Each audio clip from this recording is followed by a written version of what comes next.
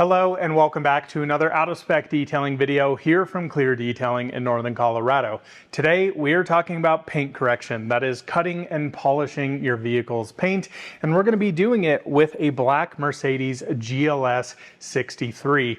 Now I think a lot of people get a little bit over their head, or they start thinking a little bit too much when it comes to paint correction and polishing.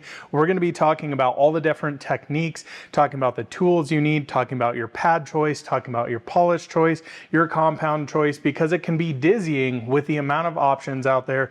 And today, this is going to be a straightforward, simple guide how to properly cut and polish black paint. Welcome back, and let's jump into it.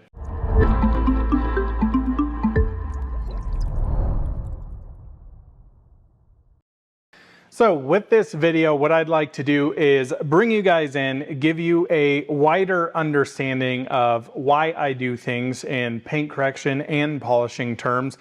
We'll later on in the video go through, show you a demo, give you some more technical tips throughout the way. So this is not only a beginner guide, but bleeding into that more advanced territory. But I first off want to start and really just talk about paint correction, especially when it comes to selecting products, your polishing pads, things like that. Because as I said in the intro, this is where I think a lot of people first initially get into a lot of trouble. I've been receiving a lot of emails lately from you guys saying, hey, I just picked up, a new BMW 2 Series in this color. I got a new Tesla in this specific color. I got a Rivian in this color. And I just want to know, like, what product should I use on that? And honestly, that is one of the hardest questions to answer. And, even for me as a professional detailer, you see a slew of different products here in front of me. And this is a very small amount of what I actually carry here at the shop in terms of my compounds and polishes. Now, in general, pads are slightly different. We'll go through those, but it's important to understand that in paint correction and polishing, there is not really one size fits all. Every car has a different need.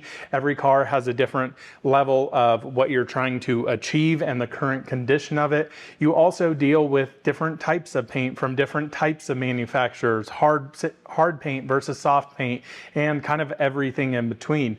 One of the most common things I hear a lot is a vehicle like this, a black paint. It is the hardest to do. And in my personal opinion, it's actually completely the opposite.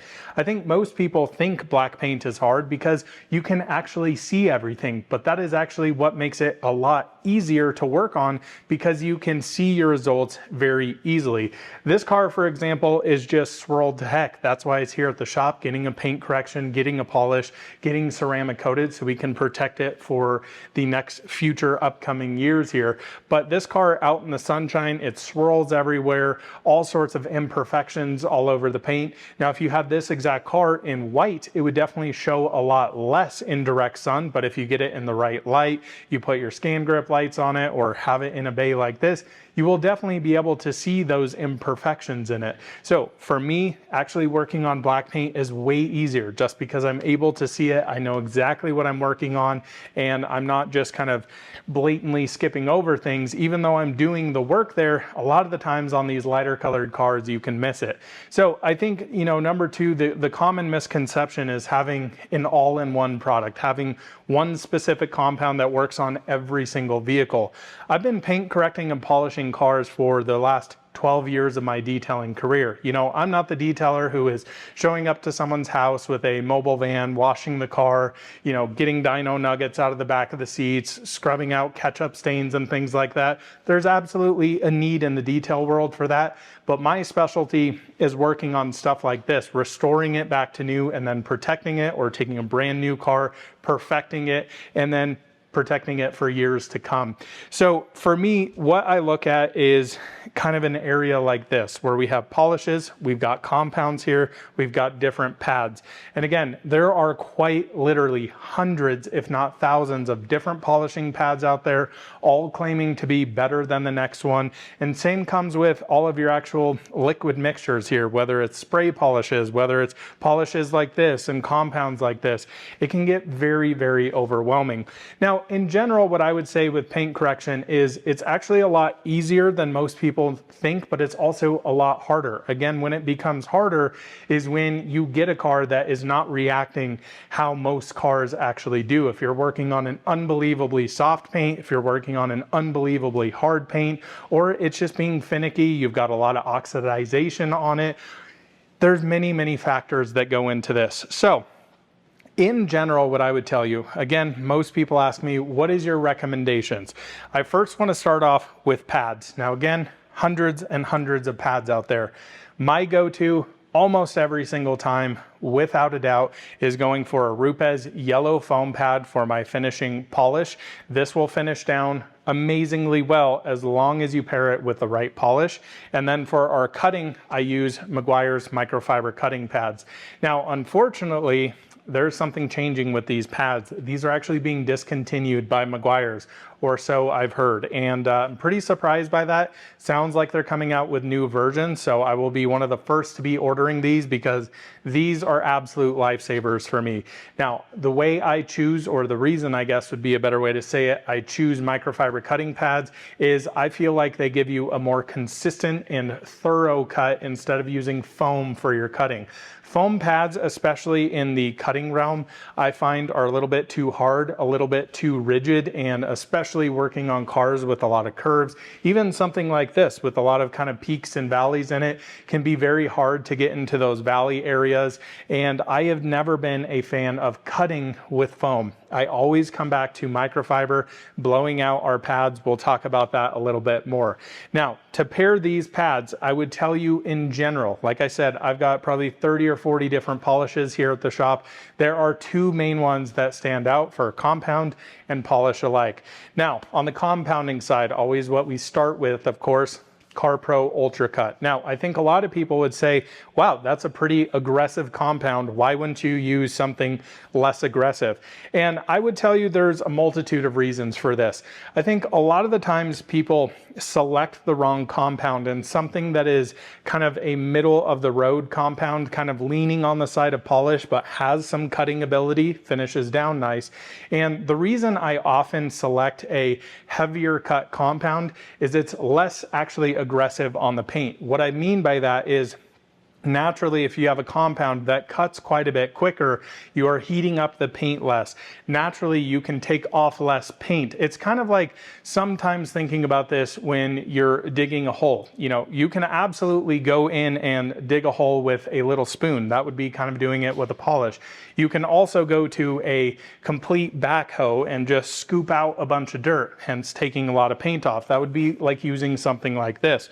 CarPro Ultra Cut, really you can tune to how you want that. It can be kind of that nuclear bomb and just get a ton of scratches out quickly, but it can also very much finish down nice. So what I find is you're putting less heat into the panel, which is removing less of the paint in general all over it, but you are able to get effective results quickly, meaning that you are touching the paint less. So it can kind of be counterintuitive in what I'm saying there, but in general, this is a compound that I really like. And the way you can kind of adjust this, you can use more of the compound, you can turn your speed up higher onto your polisher, can use more pressure, have slower arm speed. We'll talk about all of that and more, but this has been my absolute go-to.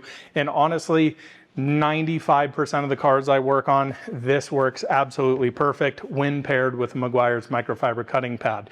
Now, coming over here to polishing pads, this is a very, very complicated, tricky area because again, you have hard paints, you have soft paints. Now, in general, when you're working on hard paints, it takes a lot of cutting power to remove scratches and swirls, but then when you go to finish it, you can actually use quite an aggressive polish, if you will, that maybe wouldn't finish down quite as well on soft paint to actually finish that paint out. And then on the flip side, if you're working on very soft paint, if you use a very aggressive compound on it, you can mar and haze up the panel quite a bit, and it can be a real pain in the butt to actually finish. Now, one of the misconceptions I hear a lot of you talk about, and I even watch videos on this as well, is that using the softest pad possible is going to give you the best polishing results. Now, there's a reason that I stick with the Rupes yellow foam pads instead of going down to the white. Oftentimes what I find with these is that they are stiff enough to be able to basically keep that surface level when you are actually polishing the paint. When you get to a pad that is too soft, it's kind of folding and flopping over on itself, and it can cause some of those pigtails throughout, especially when you're working on ultra soft paint. You would think you would grab, you know, your softest polish here and go with the softest polishing pad.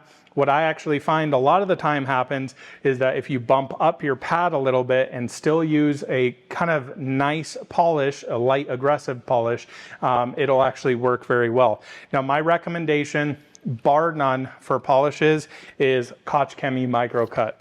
There are so many different polishes out there, all saying that they'll finish down to perfection. Some have fillers in them, so essentially what'll happen is you can polish a vehicle in here, it looks absolutely flawless, you take it outside, the sun hits it, all of that filler comes out, and then you see DA haze all over it, and it becomes a real mess. This stuff has no fillers in it, and it is one of the best finishing polishes I have ever worked with. I have probably worked with 50, 60, 70 different polishes in my career. There is nothing that finishes down quite like this. Can be sometimes annoying to work with. It gets a little sticky here and there, but these two over here, Ultra Cut microfiber cutting pad from Meguiar's, as well as your Koch Chemie Micro Cut paired with the Rupes Yellow, are my absolute go-to. So if I were recommending to you guys what I would start with, it is starting here. Now again, I will tell you, this does not work every single time.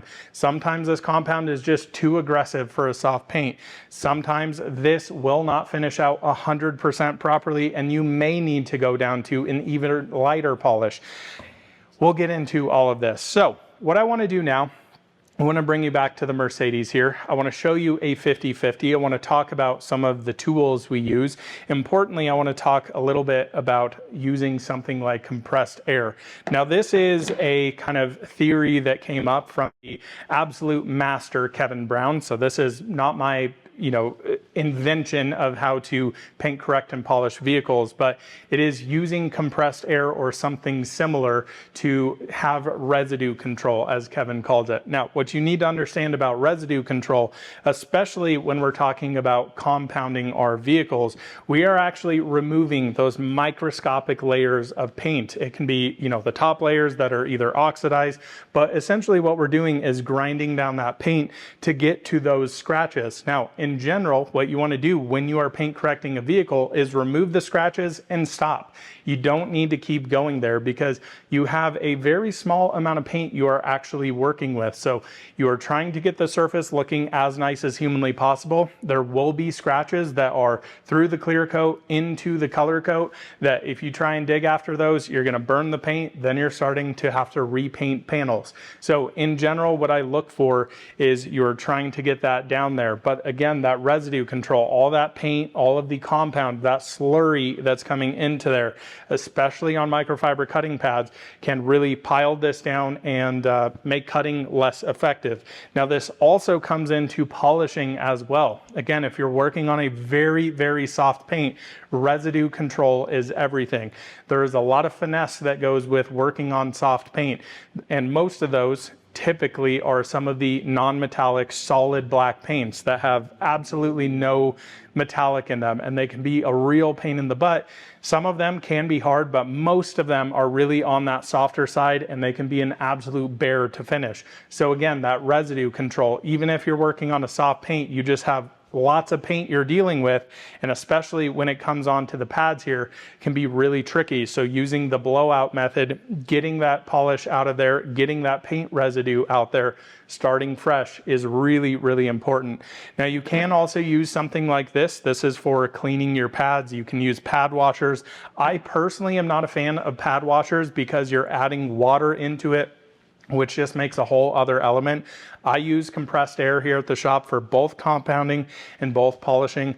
I'll show you exactly how we do that. And I just want to show you some nice 50/50 results, even using something like CarPro Ultra Cut, which I think most people would think would be a lot too aggressive for a brand new car, things like that. But again, when we're going in there trying to perfect vehicles, trying to remove scratches and swirl marks and sanding marks and things like that, we want to be touching the paint as least as possible, doing the job we need to, then moving on. Once you get that sanding mark out, you've made sure with your lights, boom, you're done, stop from there. That's how you get into trouble, is when you keep going there and just take off way more paint than you actually need. One of the things that always kind of cracks me up on, this is called the reality of Instagram, or, you see this often on Instagram posts. You would look at this Mercedes GLS that I just, spent time, went through, washed the vehicle, did a full decon on it, and you would go, wow, this thing looks incredible. It looks like you just polished it. And then you take this thing outside or put a light on it, and you can just see this thing is just full of scratches and swirl marks absolutely everywhere. We've got some nice deep scratches there. You come to an area like this and you can just see this B-pillar is just completely destroyed. It's pretty much everywhere. Even in this particular area, you can see we have some rotary polishing marks. We've got some deeper scratches into here as well. As you come down to the back, all sorts of scratches everywhere, all over the tail lights, areas like that. But then again, when I pull that light away, man, this thing's absolutely glowing, looks super, super nice. So this is the area I want to work on. I want to show you guys a nice before and after here using my pad and polish combo and showing you kind of how I would start and go about this for you beginners. So let's jump into here. We'll also do a tail light because I know these areas can be extremely, extremely tricky to actually final polish out. We may even do a B-pillar as well, and I can kind of show you some tips and tricks there because those are some pretty tricky areas. But there's our before. You can see tons and tons of scratches in there. We'll make this look almost near perfect. All right, so we already know the pad and compound combo that we're going to start off with. Then we can start playing around from there depending on how the paint reacts. Now, I've already started doing some test spots on this using the 7-inch or technically 6-inch pad over here on my Rupes HLR 21 here. And that would be one of the first things you're going to want to have here is machine polishers, of course. Now, there are so many different ones out there, all of them claiming to be better than the other ones. I personally am a big fan of Rupes. That is all I've ever used here at the shop, and I really like their machines. You may absolutely hate them. You may be a fan of Flex. Whatever the case may be, totally okay. Now, in general, what I like to have is a 21mm throw machine on a large pad, so that can be a 6-inch backing plate, 7-inch pad. And then I also like having something like this, the LHR 75E from Rupes. So this is a 3-inch machine with a 3-inch backing plate, 4-inch Meguiar's microfiber cutting pad. Now, importantly, I want to show you here the difference. This is a fresh pad on the 3-inch one. On the 7-inch one over here, you'll start to see it's kind of yellow. That's because I've already done some test spots on this car here, and that is what happens. That is all of that kind of dead skin, that oxidization. Even though this thing looks nice and glossy, it's crazy the amount of contamination that's still in there, that kind of top level stuff that we're pulling off of there. So that is what I like to have for my two machines. This pretty much goes for every single car I work on. Yes, you can get down into, 1-inch polishers. I find 99% of the stuff you can get by having this and a 3-inch machine, and you're kind of good to go there. So I'm going to bring you guys in a little bit closer. I'm going to show you a few things here. We're going to use both the large machine, both the little machine. We'll talk to you about speeds, how quickly you move, how much pressure you should be putting on, and kind of everything in between. First things first here, we want to start off with a fluffy pad. That means we blew it out. I'll show you what that means later on here. We want to take our compound, make sure we mix this up. And then on here, I'm going to start with 2 larger drops like that. Now, I think a lot of people get really into how big of a section, how little of a section. It really depends on the car. It depends on if you're working on hard paint, if you're working on soft paint, if the scratches here are super heavy, what kind of compound are you using, what kind of polish are you using.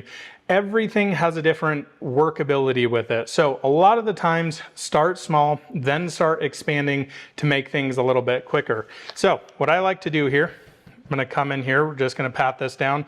I'm going to start on 3.5 here. Now we are going in passes. What a pass typically means to me is going from left to right down here in the section we're working in, up and down, and then potentially left and right one more time. I traditionally, when I'm compounding, when I'm polishing, do 3 passes, pull it off the panel, inspect. Now, I also have a scan grip light on my head here so that while I'm actually in here doing this, I can be looking through the compound, through the polish. Now, it depends. Some of these can get a little oily. It's a little harder to see, but I'm looking for those deeper scratches to know when to kind of stop here.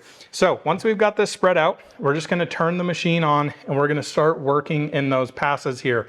Now, arm speed changes again with what you're trying to achieve here. Your pressure changes with what you're trying to achieve here. Now, with these being DA machines, not forced rotation, not rotary, one of the things they can do is actually start to stall. So this is actually a valley area here too. And as you notice, I've got a completely flat pad. So up here, if I can give it a little bit more pressure to get into this area, that's good. I also am one of those guys who kind of uses a DA in certain instances, a little bit like a rotary, and I'll kind of tip it up on end to stop the machine from actually stalling. You may see me do that. To me, it's kind of second nature. I don't even notice it. It does not affect your ability. You can still cut and polish out perfectly, kind of using it in that regard. So let's start on this little section here.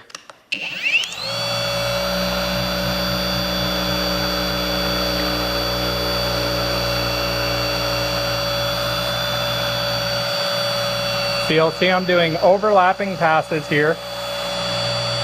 And then I'm going to start coming up. Now you'll notice, see, it kind of stalls there. And if I change my angle, it's going to come back to normal.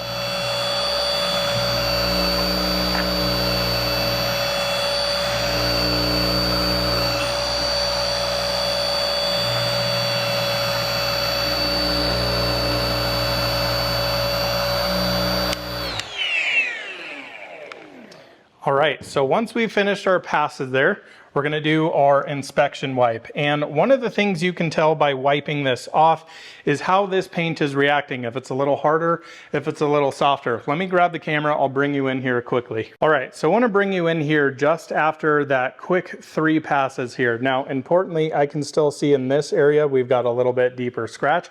That is something that we could go in and attack a little bit. Probably better to do it here with a 3-inch machine. But again, want to show you this quick before over here. So lots of scratches, lots of swirl marks. Now, what you will also see is all of this compound dust.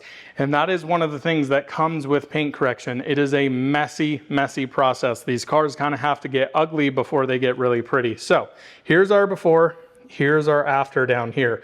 So a few things that I'm noticing with this particular paint, I would say this is kind of a medium in terms of softness / hardness. The reason I say that is because these scratches pretty rapidly came out, even using, you know, quite a quick speed in terms of how quickly we're doing our passes. Very light to medium-ish pressure on here, and then also using a low speed on our machine. I think a lot of people think when we're doing correction, especially, that we want, you know, the machine probably at level 6. Oh, it's going to cut quicker, especially on a car like this where the scratches are pretty severe. You need to kind of do these test spots. So I kind of start in that 3.5 region, and then if I need a little bit more, I'll work my way up. Typically, I'm never cutting over around 4.5.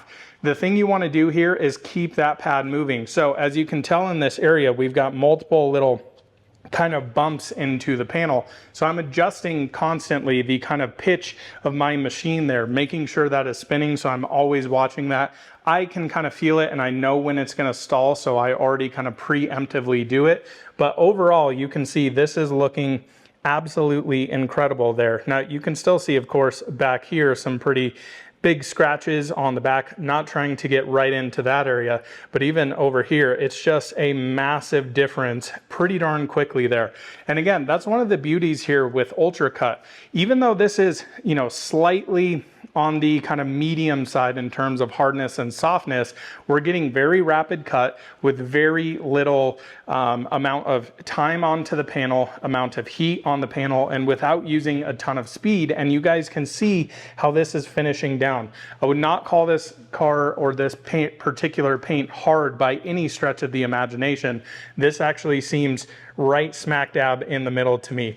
Now this principle applies as we're doing the entire car. Now what I would traditionally probably do on something like this in terms of size, I would probably work on an area like this and then probably start expanding this out into smaller sections.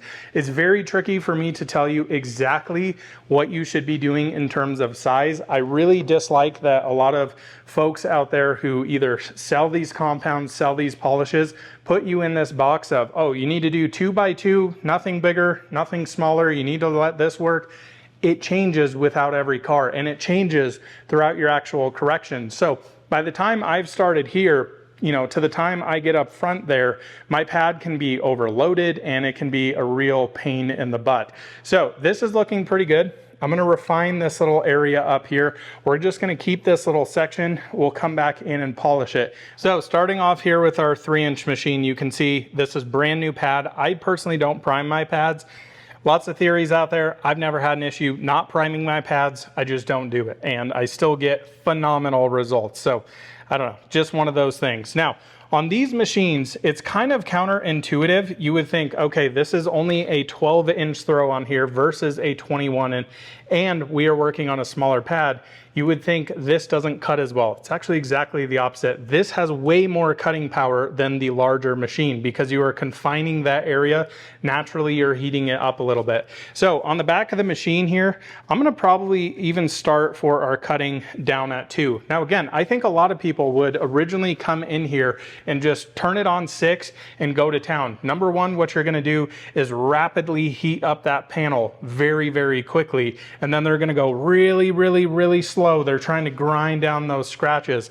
Again, it's not always necessary. It changes with the compound and polish, but it can get a little tricky. So I'm gonna start on 2. I'm gonna see how it does up into these contours a little bit here. If I notice that it's starting to stall, even when I'm pitching the machine up on edge, then I might bump that speed up to 3. I'll see how it's reacting.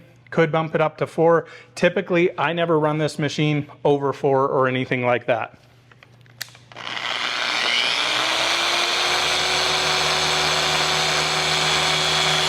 So it's gonna stall there. If I just change that, see it's still moving.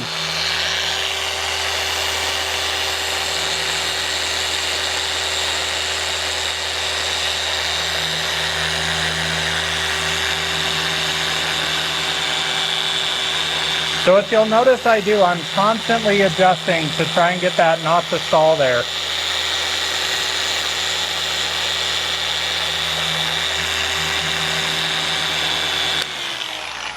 Perfect.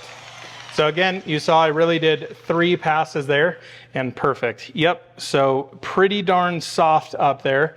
Actually, I'll be able to perfectly show you this here. First off here, you'll notice this kind of outer edge. You can see the area where we use that 3-inch machine actually hazed it up quite a bit more. Perfect example of how those 3-inch machines are actually a little bit more aggressive. So much so that to the point up here in this upper edge, wiping it off, it's starting to get a little sticky. So that could actually mean that this compound is slightly too aggressive for this particular paint when using it with the 3-inch. So what I can also do is maybe add a light bit of polish in there during the cutting stage here, and it's actually going to help that machine, and it's actually probably going to help this finish down quite nice. Now you'll also notice up here on this piano black trim, see all of that haze? That is super, super soft. Now you can still see it down here as well, as we just have way more DA haze from that 3-inch machine. But there, you can see a nice before and after. Now that we've done this, we have inspected this, making sure that this area is good. I'm quickly going to throw on the 3-inch polisher. We'll grab our Koch Chemie Micro Cut here, polish this section up, show you what that looks like, and show you what the finished results are going to look like with some very straightforward, easy steps. Koch Chemie Micro Cut here, Rupes yellow foam pad. Now you'll notice this is gray. That is totally fine because this is actually a gray polish onto here. So again, you want to shake this bad boy up, and this this is where the kind of trickier parts come into. In my personal opinion, polishing is quite a bit more tricky to deal with. You have a little bit more factors playing into it, and trying to get that finished result takes some finesse to actually learn. So first off, we're going to start off with a very little amount of polish here, and I've actually turned my machine all the way down to 1. This really likes to work around that 1 to 2 range. We'll kind of play with it here. I'm going to do some passes even going up into this. Now, in general, of course, you're not correcting an area then coming back in with polish. You're correcting the entire car. Then for me, typically, because of all this compound dust on the cars, they get re-washed, brought in here. Then we'll do our final polish, then do our protection afterwards. So let's come in here. I'm just going to dab this on here so we're not slinging it.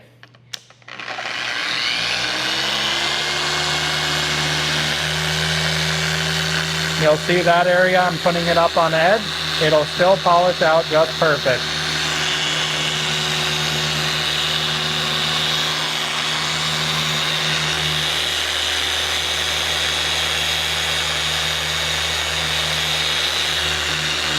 So you'll notice here with the polish, I'm actually going a little bit faster than I would with compound.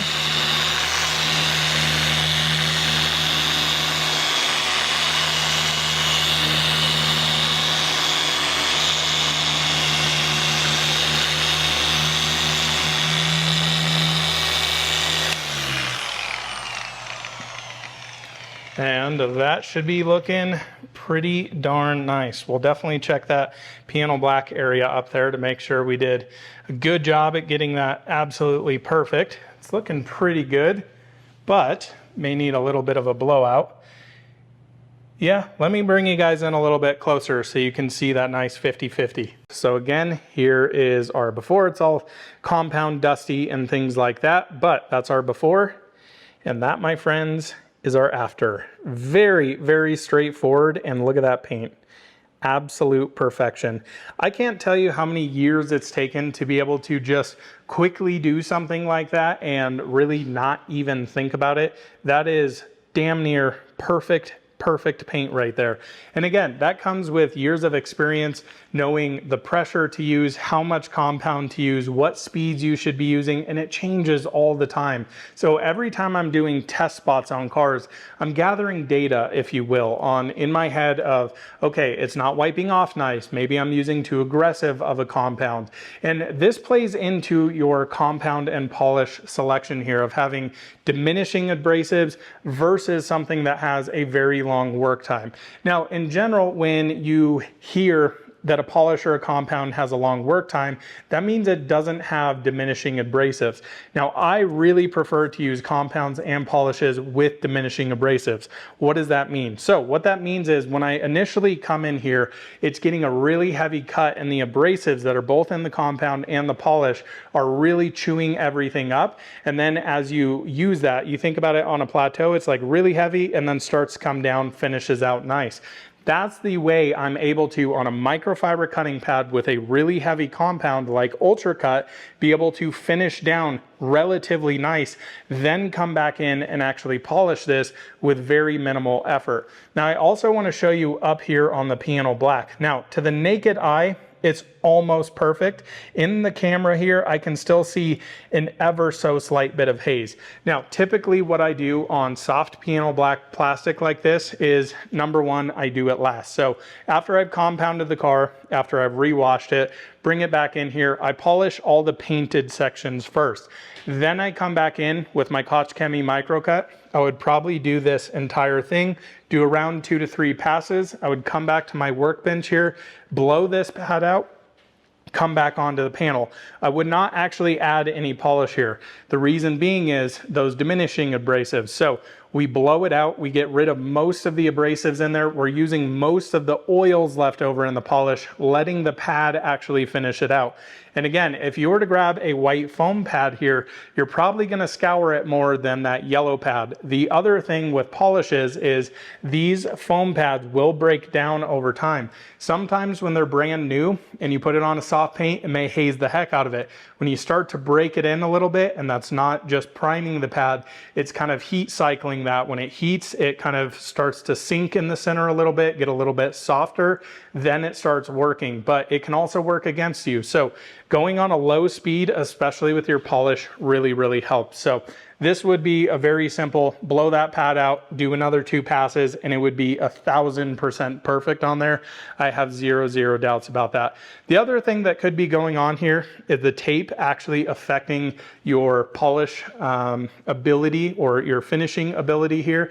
Reason being is you can see this little edge is kind of lifted here. I was noticing, especially when I was getting up into this area, I was pulling some of the adhesive off of the tape onto there. So importantly, tape is really important during paint correction phases because all of the areas, like especially the rubber trim here, the roof mount up here, as well as all of the textured black plastic down here, if you get your compound on there, it will turn it bright white. So I tape all of that up during compounding.